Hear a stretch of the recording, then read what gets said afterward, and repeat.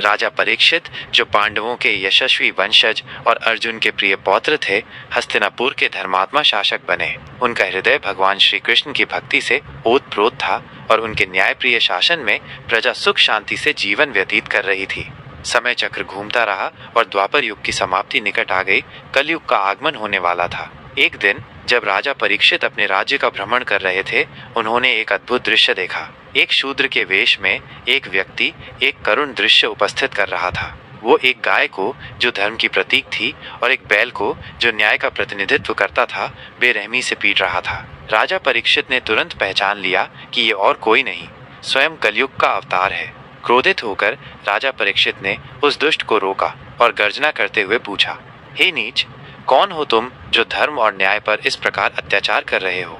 कलयुग ने भयभीत होकर अपनी पहचान बताई और कहा कि अब उसका समय आ गया है, युग परिवर्तन का समय है। राजा परीक्षित ने अपनी तीक्ष्ण तलवार निकाली। उनका मन उस अधर्मी को समाप्त करने के लिए आतुर था, परंतु क्षण भर विचार करने के बाद उन्होंने अनुभव किया कि कलयुग को पूरी तरह से नष्ट करना तो युग की स्वाभाविक गति के विरुद्ध होगा। इसलिए उन्होंने एक समझौता किया।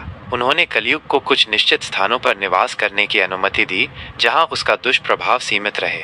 वे स्थान थे जुआ, द्यूत, मदिरापान, मद्य, स्त्री पुरुष का अनैतिक संबंध, परस्त्री गमन, हिंसा और स्वर्ण धन का लोभ।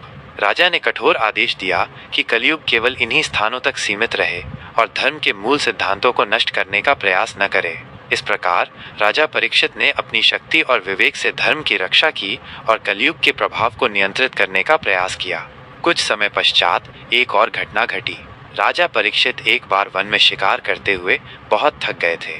विश्राम की तलाश में वे ऋषि शमीक के शांत आश्रम में पहुंचे। ऋषि गहरी तपस्या में लीन थे और बाहरी जगत से बेखबर थे। राजा परीक्षित ने उनसे पानी मांगा, परंतु ऋषि ने अपनी समाधि के कारण कोई उत्तर नहीं दिया। थकावट और अपमान की भावना से ग्रस्त होकर राजा ने एक अनुचित कार्य कर दिया। उन्होंने पास ही पड़ा हुआ एक मृत सांप उठाया और उसे ऋषि शमीक के गले में डाल दिया। जब ऋषि शमीक के तेजस्वी पुत्र श्रृंगी ऋषि को इस अपमानजनक घटना का पता चला तो उनका क्रोध सीमा पार कर गया। उन्होंने तत्काल राजा परीक्षित को एक भयानक शाप दिया। उन्होंने कहा, जिस राजा ने मेरे तपस्वी पिता का अपमान किया है, आज से 7 दिन बाद तक्षक नाग के विष से उसकी मृत्यु हो जाएगी। जब ऋषि शमीक की समाधि टूटी और उन्हें इस दुर्भाग्यपूर्ण घटना और अपने पुत्र के कठोर शाप के बारे में पता चला तो उन्हें गहरा दुख हुआ। वे जानते थे कि राजा परीक्षित एक धर्मात्मा और न्यायप्रिय शासक हैं। उन्होंने श्रृंगी को समझाने का प्रयास किया कि राजा का यह कृत्य अनजाने में हुआ होगा, परंतु एक बार दिया गया शाप वापस नहीं लिया जा सकता था। जब राजा परीक्षित को इस भयानक शाप की सूचना मिली तो वे विचलित नहीं हुए। उन्होंने इसे भगवान की इच्छा मानकर शांतिपूर्वक स्वीकार किया। उन्होंने तत्काल अपने पुत्र जन्मेजय को राज सिंहासन सौंपा और अपने अंतिम 7 दिनों को आध्यात्मिक चिंतन और मोक्ष की तैयारी में लगाने का निश्चय किया। वे गंगा नदी के पवित्र तट पर पहुंचे और वहां उन्होंने अन्न जल त्याग कर भगवान का स्मरण करने और अपने जीवन के अंतिम क्षणों को सार्थक बनाने का संकल्प लिया। उसी समय परम ज्ञानी और महान ऋषि शुकदेव जी, जो भगवान वेद व्यास के पुत्र थे, उस पवित्र स्थान पर पहुंचे।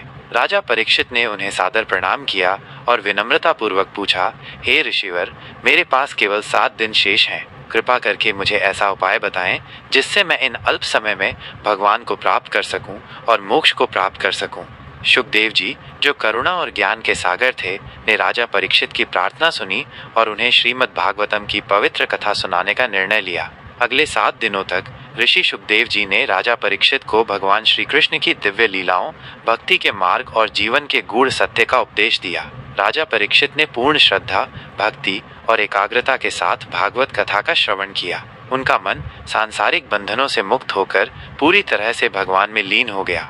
7वें दिन जब तक्षक नाग राजा परीक्षित को डसने के लिए आया, तब तक राजा का शरीर चेतना शून्य हो चुका था। उनकी आत्मा पहले ही भगवान के चरणों में समाहित हो चुकी थी। इस प्रकार राजा परीक्षित ने अपने अंतिम समय का सदुपयोग करके भक्ति और ज्ञान के माध्यम से मोक्ष प्राप्त किया। राजा परीक्षित के बाद उनके पुत्र जन्मेजय ने हस्तिनापुर का शासन संभाला, परंतु जैसे जैसे समय बीतता गया, कलयुग का प्रभाव पृथ्वी पर बढ़ता गया। श्रीमद् भागवतम में वर्णित है कि कलयुग में धर्म, सत्य, दया और नैतिकता धीरे धीरे क्षीण होती जाएगी। लोग स्वार्थी, लोभी और भौतिक सुखों की ओर अधिक आकर्षित होंगे। फिर भी भगवान ने इस युग के लिए एक विशेष वरदान दिया है। नाम संकीर्तन अर्थात भगवान के पवित्र नामों का जप करना इस युग में मोक्ष प्राप्त करने का सबसे सरल और प्रभावी मार्ग होगा। ये कथा हमें धर्म की रक्षा करने, भक्ति के महत्व को समझने, अपने कर्मों के परिणामों को स्वीकार करने और कलयुग में भगवान के नाम के आश्रय को जानने की प्रेरणा देती है। ये थी राजा परीक्षित और कलयुग की कथा।